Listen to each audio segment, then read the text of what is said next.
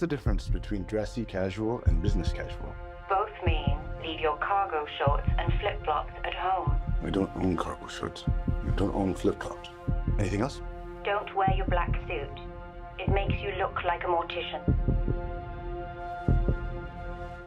What a way to close off Autism Awareness Month with the sequel, The Accountant 2, one of a few new movies I'll be reviewing this week on CJ at the Movies. I'm Christopher Zweig. Let's take a look.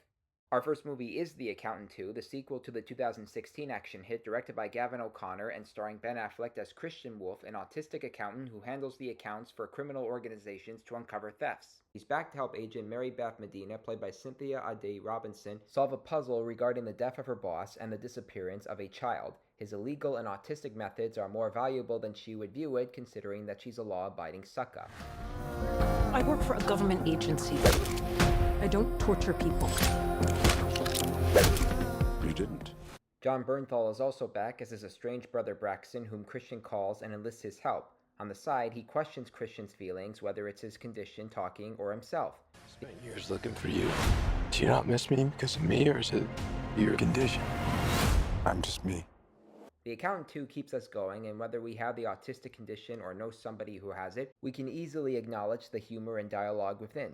We also get a lot of action and bullets and stabbings. Some of them go on a little long, others go by very fast, and it makes for popcorn entertainment. I also appreciate how Affleck continues to deliver on his character, but with a more consistent and sometimes funny attitude, and his chemistry with Bernthal works in the tradition of Tom Cruise and Dustin Hoffman in Rain Man, so it's definitely a good sequel. Our next movie is definitely bad. It's an animated feature called Sneaks, and 30 years ago, Disney and Pixar answered the question of what our toys do when we're not around in Toy Story. 30 years later, we find out what our shoes do when we're not around, and they couldn't be any blander. Here we get Anthony Mackie and Chloe Bailey voicing a pair of expensive sneakers, and they're won in a raffle by a young basketball player but stolen by a collector. They both get separated, and the Mackie-voiced sneaker named Ty, clever name, teams up with a streetwise sneaker voiced by Martin Lawrence. How we gonna find one sneaker in a city as big as New York? Oh, I'll show you where to go, bro. You and your mama? Oh, my mom was a Louboutin. Yeah, your mama was from Payless. Put yourself in my shoes and acknowledge that Sneaks never breaks any grounds in its animation. We get a nice graffiti opening credits, but that's about it. We also have to get obligatory product placements from chip brands like Ruffles and Doritos to shoe brands with Shakespearean names like 12 Nike or Much Adidas About Nothing, and a lot of voice actors who sound like they have better things to do, and shoes playing basketball with ABC gum doesn't constitute creativity.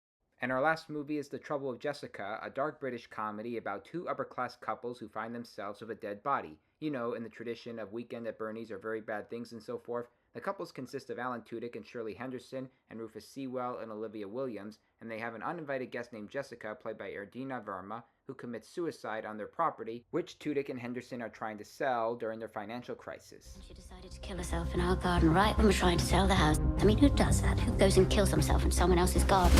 Why couldn't she just have killed herself in her own garden? She'd never garden.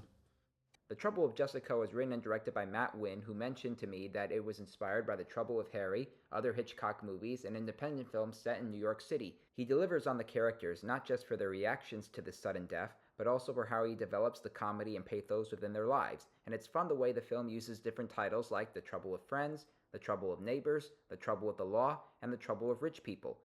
Recapping the new movies I reviewed this week, thumbs up for The Accountant 2, thumbs way down for Sneaks, and thumbs up for The Trouble of Jessica. Well, those are the new movies I'm reviewing this week. I'm Christopher Zweig. Stay safe, and I'll see you at the movies.